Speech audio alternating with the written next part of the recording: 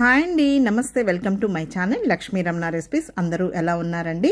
బాగున్నారా? ఈరోజు కాంబినేషన్ అయితే సూపర్ అంటే సూపర్గా ఉంటుందండి. నాన్ వెజ్ అంటే ఇష్టపడే వాళ్ళకు ఈ కాంబినేషన్ అయితే చాలా అంటే చాలా బాగా నచ్చుతుంది.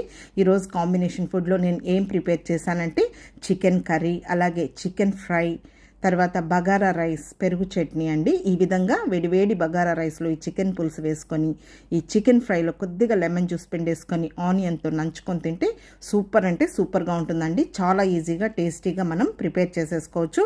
ఆల్రెడీ నేను చాలా రకాల కాంబినేషన్ ఫుడ్స్ని ప్రతిరోజు వీడియోస్ పోస్ట్ చేస్తున్నానండి. మీ అందరికీ నోటిఫికేషన్ వస్తూ ఉందా అండి? ఎందుకంటే మనకు వ్యూస్ అనేది చాలా అంటే చాలా తగ్గిపోయాయండి. సో అందరికీ నోటిఫికేషన్ వస్తూ ఉందో లేదో అని నేను ఒకసారి అడుగుతున్నానండి. ముందుగా చికెన్ కర్రీ కోసం ఒక 3/4 kg చికెన్ తీసుకున్నానండి. దీన్ని 4-5 సార్లు శుభ్రంగా కడిగేసిన తర్వాత ఒక హోల్స్ ఉన్న గిన్నెలో వేసి వాటర్ అంతా డ్రైన్ చేసి పెట్టానండి. ముందుగా ఒక బౌల్లోకి తీసుకున్నాను. ఇది స్కిన్లెస్ చికెన్ అనమాట. ఒక 1/2 టీ స్పూన్ పసుపు పొడి, 2 టేబుల్ స్పూన్ల కారం పొడి, 1.5 టేబుల్ స్పూన్ ధనియాల పొడి, అలాగే కొద్దిగా కరివేపాకు, తర్వాత కొద్దిగా సన్నగా కట్ చేసిన కొత్తిమీర, ఒక పచ్చిమిరపకాయని చిన్న ముక్కలుగా కట్ చేసి వేసేసుకోవాలి. తర్వాత 1 టేబుల్ స్పూన్ అల్లం వెల్లుల్లి పేస్టు, ఒక మీడియం సైజులో ఉన్న టమాటోని కొద్దిగా ముక్కలుగా కట్ చేసి వేసేసుకొని చికెన్కి మాత్రం రాళ్ళుప్పు వేసానండి. ఈ విధంగా మనం అంత మసాలాలు, కారం పొడి ఇవన్నీ కలిపి మ్యారినేషన్ చేసి పెట్టిన తర్వాత మళ్ళీ మనం చికెన్ కర్రీ వండుకున్నామంటే ఎటువంటి నీచు వాసన అనేది లేకుండా కర్రీ అనేది టేస్టీగా ఉంటుంది. ఇప్పుడు ఈ మసాలాలంతా కూడా చికెన్కి బాగా పట్టేటట్టు బాగా కలిపి ఒక 10 నిమిషాలు పక్కన పెట్టాలండి. 10 నిమిషాలు అయిన తర్వాత నేనైతే చికెన్ కర్రీని కుక్కర్లోనే వండుతానండి. ముందుగా స్టవ్ వెలిగించుకొని కుక్కర్ పెట్టేశానండి. ఇందులో ఒక 3 టేబుల్ స్పూన్ల నూనె వేశాను, ఒక 1/2 టీ స్పూన్ ఆవాలు వేశానండి. మేమైతే వేస్తామండి, మీకు ఇష్టం లేకపోతే స్కిప్ చేసుకోవచ్చు. వేస్తే కమ్మగా ఉంటుందండి కర్రీ అనేది. ఇప్పుడు వేగిన తర్వాత ఒక 2 పచ్చిమిరపకాయలని చిన్న ముక్కలుగా కట్ చేసి వేసిన తర్వాత ఒక 2 పెద్ద ఉల్లిపాయల్ని చిన్న ముక్కలుగా కట్ చేసి వేసేసాను. ఒక 2 నిమిషాలు చూడండి ఈ విధంగా ఉల్లిపాయలు వేగేటట్టు ఫ్రై చేసేసుకోవాలి. ఇప్పుడు మనం ముందుగా మ్యారినేషన్ చేసి పెట్టుకున్న ఈ చికెన్ని ఇందులో వేసేసుకోవాలండి. ఇది బ్రాయిలర్ చికెన్ అనమాట, స్కిన్లెస్ విత్ బోన్స్ ఉంది. కొంచెం పీసెస్ అనేది మీడియం సైజులో ఉండేటట్టు చూసుకోవాలండి. ఇప్పుడు ఇదంతా కూడా మనం వేసేసిన తర్వాత హై ఫ్లేమ్కి మీడియం ఫ్లేమ్కి అడ్జస్ట్ చేసుకుంటూ ఒక 5-6 నిమిషాలు బాగా ఫ్రై చేసుకోవాలండి. మనం ఎంత బాగా ఈ చికెన్ని మనం ఫ్రై చేస్తామో కర్రీ అనేది అంత టేస్టీగా, కలర్ఫుల్గా, ఎటువంటి నీచు వాసన లేకుండా వస్తుందండి. కలర్ కాంబినేషన్ కూడా మంచి కలర్లో వస్తుంది. ఇప్పుడు ఇదంతా బాగా వేగిన తర్వాత ఇంకొద్దిగా కరివేపాకు, అలాగే కొద్దిగా కొత్తిమీరని సన్నగా చాప్ చేసి వేసి, ఇంకొద్దిగా ఉప్పు, అలాగే 1 టీ స్పూన్ కచ్చాపచ్చగా దంచుకున్న మిరియాల పొడి.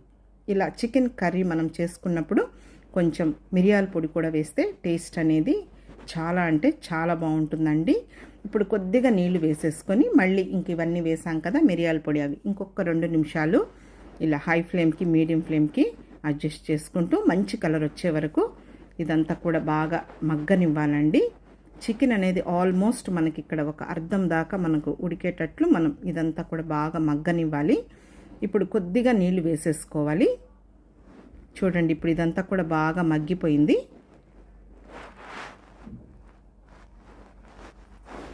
ఈ విధంగా అంతా ఫ్రై చేసుకున్న తర్వాత ఇప్పుడు మనం ఇందులో నీళ్లు వేసుకోవాలండి. మామూలుగా మనకి కొంచెం గ్రేవీగా కావాలంటే కొద్దిగా వాటర్ని తగ్గించుకోవచ్చు. కొద్దిగా మనకు పులుసుగా కావాలంటే, అంటే ఇడ్లీలోకో, దోశల్లోకో, పూరీలోకో అలాంటప్పుడు ఇంకొద్దిగా నీళ్లు వేసుకోవచ్చండి. ఇక్కడ నేనైతే ఒక పెద్ద గ్లాస్ నీళ్లు వేసానన్నమాట. చూడండి ఇప్పుడు మనము కారము, ఉప్పు ఇవన్నీ సరిపోయలేదో చూసేసుకొని తక్కువ ఉంటే వేసుకోవచ్చండి. ఇప్పుడు నాకు అన్నీ కరెక్ట్గా సరిపోయాయి. ఇప్పుడు కుక్కర్కి మూత పెట్టేసుకొని హై ఫ్లేమ్లో ఒక 2 విజిల్స్ వచ్చే వరకు మనం ఉడికించుకోవాలండి. ఆల్రెడీ మనం బాగా ఫ్రై చేసేసాము. ఇప్పుడు అది తీసి పక్కన పెట్టేసానండి. ఇప్పుడు మనం అది ఉడికే లోపల ఇక్కడ ఫ్రై ప్రిపరేషన్ చూద్దామండి. ముందుగా స్టవ్ వెలిగించుకొని ప్యాన్ పెట్టాను. ఒక 4 టేబుల్ స్పూన్ల నూనె వేశాను, 1/2 టీ స్పూన్ ఆవాలు, కొద్దిగా మినప్పప్పు వేసానండి. కమ్మగా ఉంటుంది, ఒకసారి వేసి చూడండి. నచ్చకపోతే స్కిప్ చేసేసుకోవచ్చు. ఇప్పుడు ఒక పెద్ద ఉల్లిపాయని చిన్న ముక్కలుగా కట్ చేసి వేసుకొని, ఒక పచ్చిమిరపకాయను కూడా కొంచెం సన్నగా పొడవుగా కట్ చేసి వేసానండి. జస్ట్ లైట్గా ఈ ఉల్లిపాయ ముక్కలు వేగుతూనే వెంటనే ఇందులో చికెన్ వేసేసుకోవాలి. ఇక్కడ ఒక 3/4 కేజీ చికెన్ అండి. ఇది కూడా బ్రాయిలర్ చికెనే, స్కిన్లెస్ విత్ బోన్స్ ఉందన్నమాట. దీన్ని కూడా శుభ్రంగా కడిగేసి ఒక 4-5 సార్లు ఒక హోల్స్ ఉన్న గిన్నెలో వేసేసుకొని వాటంతా డ్రైన్ చేసి పెట్టిన తర్వాత మనం కర్రీనో ఫ్రైయో వండుకోవాలండి. ఇప్పుడు ఆ చికెన్ వేసేసుకున్న తర్వాత ఒక 1/2 టీ స్పూన్ పసుపు పొడి, కొద్దిగా కరివేపాకు వేసానండి. మనం ఎంత కడిగి వాటర్ డ్రైన్ చేసినా కూడా ఇందులో నీళ్ళు అనేది వస్తాయండి. ఆ నీళ్ళతోనే మనం చికెన్ని ఉడికించుకోవాలి. ఇప్పుడు మూత పెట్టుకోవాలండి. ఒక్క నిమిషం మూత పెట్టిన తర్వాత చూడండి, మనకు ఉడుకుతూ ఉంటే నీళ్ళు అనేది వస్తున్నాయి. ఇప్పుడు మనం చికెన్కి మాత్రం రాళ్ళుప్పును వేసుకోవాలి. మళ్ళీ మనం స్పైసెస్ వేసినప్పుడు కొద్దిగా సాల్ట్ వేసుకోవాలండి. ఇప్పుడే మనం వేసామంటే మళ్ళీ మనకు స్పైసెస్ వేసిన తర్వాత చప్పగా అనిపిస్తుంది. ఇప్పుడు మూత పెట్టేశానండి. చూడండి, నీళ్ళు అనేది ఎంత కడిగి మనం వాటర్ డ్రైన్ చేసినా కూడా నీళ్ళు అనేది వస్తున్నాయి. సో ఈ నీళ్ళతోనే మనం ఈ చికెన్ని ఉడికించుకోవాలండి. మీడియం ఫ్లేమ్కి హై ఫ్లేమ్కి అడ్జస్ట్ చేసుకుంటూ మూత పెట్టేసుకొని ఒక 8 నిమిషాలు ఉడికించుకున్నామంటే మనకు చికెన్ అనేది ఉడికిపోతుంది. ఈ లోపల విజిల్స్ వచ్చేసిందండి. ఇంకా ప్రెషర్ అంతా పోయిన తర్వాత తీసి చూస్తే చూడండి, మనకు కర్రీ అనేది కరెక్ట్గా ఉడికిపోయింది. కలర్ కాంబినేషన్ కూడా ఎంత బాగా వచ్చిందో. ఇప్పుడు జస్ట్ ఒకసారి స్టవ్ వెలిగించుకొని ఒక్క ఉడకనివ్వాలండి. బాగుంటుందండి. నేను ఎక్కువ ఈ మెథడ్లోనే ప్రిపేర్ చేస్తాను. ట్రెడిషనల్ వేలో అమ్మమ్మలు నానమ్మలు ఎక్కువగా ఈ విధంగా చేస్తారు. చూడండి, ఇప్పుడు మనకు ఒక్క ఉడికిన తర్వాత కొద్దిగా ఇంకొంచెం కొత్తిమీర, అందుకే నేను ఒకేసారి వేయకుండా కొద్దిగా వేస్తానండి. ఇప్పుడు కొద్దిగా కొత్తిమీర వేసేసుకొని ఇంకా స్టవ్ ఆఫ్ చేసేసాను. చికెన్ కర్రీ రెడీ అయిపోయింది. చల్లారిన తర్వాత కొద్దిగా దగ్గర పడుతుందండి కర్రీ అనేది. మామూలుగా మనం దోశ, పూరి అలాంటి వాటికి ఇంకా కొద్దిగా పలుచుగా చేసుకున్నా కూడా బాగుంటుందండి. ఓకే అండి, మనకు చికెన్ కర్రీ అయితే రెడీ అయిపోయింది. ఇప్పుడు తీసి పక్కన పెట్టేసుకుందాము. ఇప్పుడు చూడండి, చికెన్ అనేది ఉడికిపోయింది. ఈ లోపల ఇంకేం మూత పెట్టాల్సిన అవసరం లేదండి.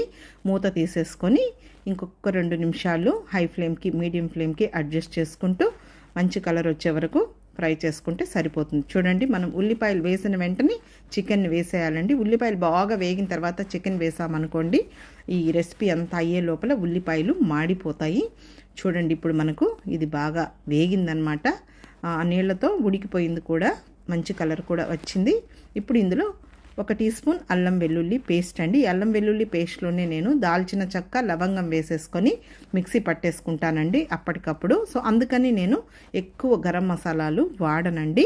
ఇప్పుడు కొద్దిగా నీళ్లు వేసేసాను. ఇంకా ఈ అల్లం వెల్లుల్లి పేస్ట్ను జస్ట్ 1 నిమిషం ఇలా కలుపుకుంటూ ఫ్రై చేసుకున్నామంటే పచ్చివాసన పోయే వరకు ఫ్రై అయిపోతుందండి. మరీ ఎక్కువ వద్దండి అల్లం వెల్లుల్లి పేస్ట్, మళ్ళీ ఎక్కువ వేసామంటే ఘాటుగా ఉంటుందన్నమాట.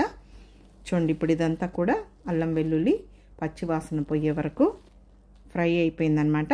ఇప్పుడు ఇందులో మెయిన్ అండి, ఒక 3 పచ్చిమిరపకాయల్ని కొంచెం నిలువుగా కట్ చేసి వేసి, ఒక 10 వెల్లుల్లి రెబ్బల్ని పొట్టు తీయకుండా కచ్చా పచ్చాగా దంచి వేసేసుకోవాలండి. అలాగే 1 టేబుల్ స్పూన్ కారం పొడి, ఆల్రెడీ మనం పచ్చిమిర్చి వేసాం, మళ్ళీ మిరియాల పొడి వేస్తాము. తర్వాత ధనియాల పొడి 1 టీ స్పూను, కచ్చా పచ్చగా దంచుకున్న మిరియాల పొడి 1 టీ స్పూన్, ఇంకొద్దిగా సాల్ట్ వేసుకోవాలండి. ఇప్పుడు ఫైనల్గా మనం ఇంకొద్దిగా కరివేపాకు వేసేసుకోవాలి. ఇవన్నీ వేసామంటే మనకు చికెన్ అనేది మంచి ఫ్లేవర్తో, ఎటువంటి స్మెల్ అనేది లేకుండా అంత టేస్టీగా ఉంటుందండి. కలర్ఫుల్గా కూడా ఉంటుంది. మనం తినేటప్పుడు ఆ వెల్లుల్లి, ఆ పచ్చిమిర్చితో నంచుకొని తింటే సూపర్ టేస్టీగా ఉంటుందండి. చూడండి, ఇప్పుడు ఇదంతా కూడా మనకు మంచి కలర్ వచ్చే వరకు ఫ్రై అయిపోయిందనమాట. పచ్చిమిరపకాయలు మనం చివరగా వేసాం కదా, అవి లైట్గా ఫ్రై అయితేనే బాగుంటుందండి. ఇంకా కొద్దిగా కొత్తిమీరని సన్నగా చాప్ చేసి వేసేసుకోవాలండి. తినేటప్పుడు మనం కొంచెం నిమ్మకాయ రసం పిండేసుకొని ఆనియన్తో తింటే చాలా బాగుంటుంది. ఇప్పుడు స్టవ్ ఆఫ్ చేసేసానండి. జస్ట్ ఇదంతా కూడా ఒకసారి కలిపేసేసుకోవాలి. హై ఫ్లేమ్ మాత్రం పెట్టకూడదండి, లో ఫ్లేమ్లోనే మనం ఇదంతా ఫ్రై చేసేసుకోవాలి. అంతే అండి. చూడండి, చికెన్ ఫ్రై మనకు ఎంత కలర్ఫుల్గా వచ్చిందో, టేస్ట్ కూడా ఎక్సలెంట్గా ఉంటుంది. ఇప్పుడు మూత పెట్టేసుకొని పక్కన పెట్టేశాను.